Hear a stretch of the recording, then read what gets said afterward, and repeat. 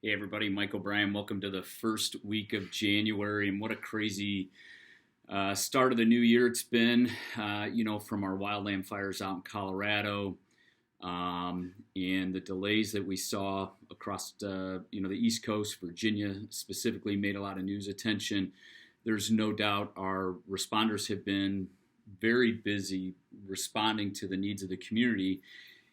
And, I couldn't be a little bit at a loss for words after watching the news yesterday and some of our peers and the challenging situation that fire crews responded to in Philadelphia. And our hearts really go out to the entire families involved in that just tragic loss of life, as well as our firefighters there in Philadelphia. And I think if you're familiar, right, like most of our fire departments, we have a very active smoke alarm campaigns across the country, across the entire North America.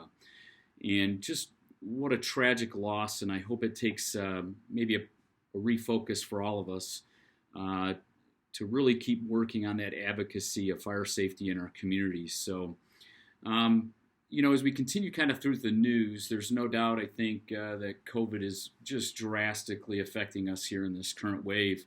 Talked with a bunch of fire chiefs yesterday who are really starting to work on their contingency plans. They're seeing larger amounts of sickness across their staff, and it's affecting staffing both on fire engines, truck companies, paid on call responding in, and of course EMS. And we're seeing just a complete taxation of our system.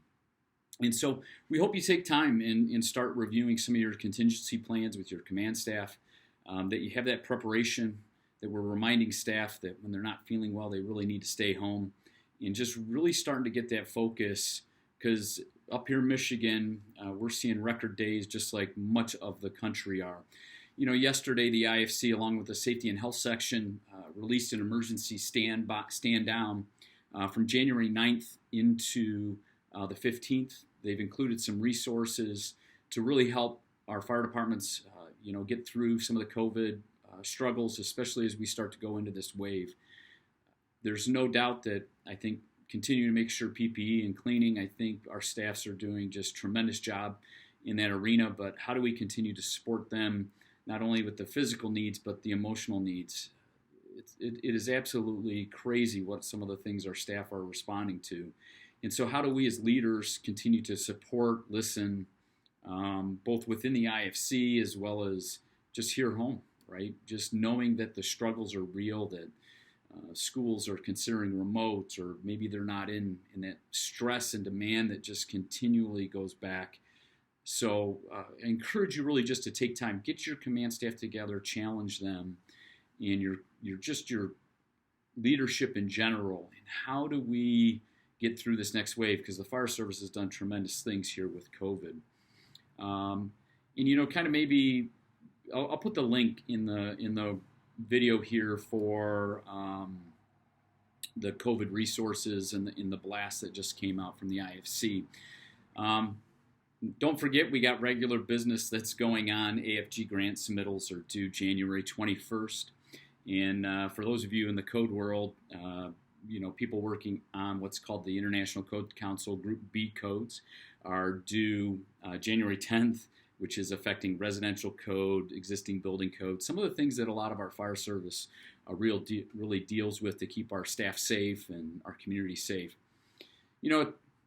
We couldn't have a video without talking about New Year resolution, first year, and I hope everybody's able to maybe stick to some of those goals that they set out for 2022, both professionally and personally.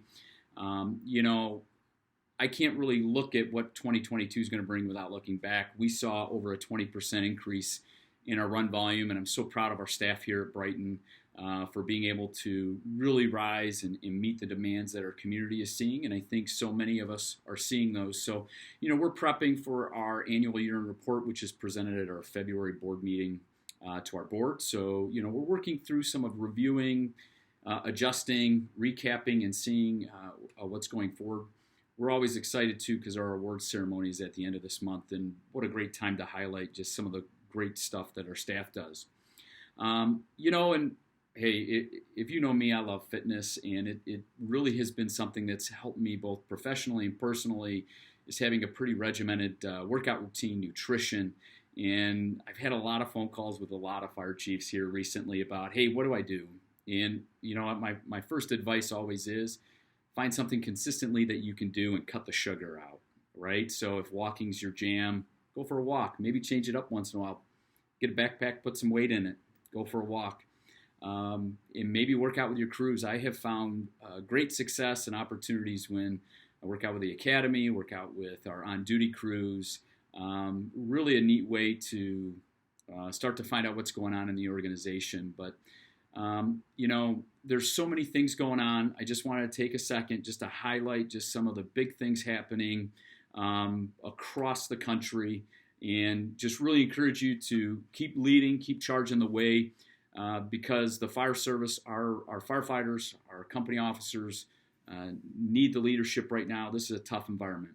And speaking of that, if you know of a great leader, there are so many awesome awards with CFSI and the CFSI dinner coming up in April. They extended their deadline to January 21st. So go on over, nominate a great leader because that recognition is so important. This week we're going to be doing a interview with Tom Jenkins out of Rogers, Arkansas, IFC past president. So really looking forward to that. If you got a question, we'd love to hear from you. Drop it in the comments section. And hey, everybody have a great day.